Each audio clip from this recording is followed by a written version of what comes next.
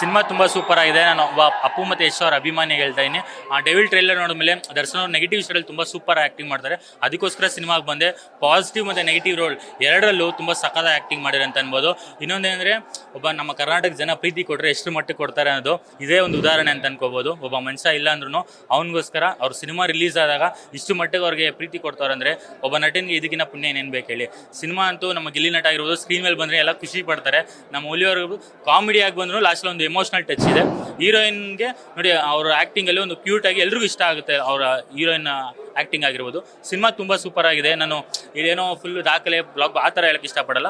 ಬಂದು ನೋಡಿದವ್ರಿಗೆ cinema super ಆಗಿದೆ ಅನ್ನೋದು ಪಕ್ಕ ಅನಿಸುತ್ತೆ. ನಮ್ಮ ಇದು ಡೈರೆಕ್ಟರ್ ಅವರು ಏನು ಆ ಟೈಟಲ್ ದಿ ಡೆವಿಲ್ ಟೈಟಲ್ಗೆ ಜಸ್ಟಿಫಿಕೇಶನ್ ಕೊಟ್ಟಿರ ಅಂತ ಹೇಳ್ಬೋದು. ಎಲ್ಲ ಬಂದು ಸಿನಿಮಾ ನೋಡಿ ನಿಮಗೆ ಖಂಡಿತವಾಗೂ ಡೆವಿಲ್ ಸಿನಿಮಾ ಇಷ್ಟ ಆಗುತ್ತೆ ಅಂತ ಹೇಳ್ಬೋದು. ಹೌದು.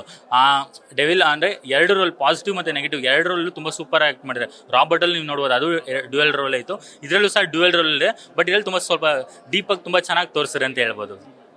Thank you.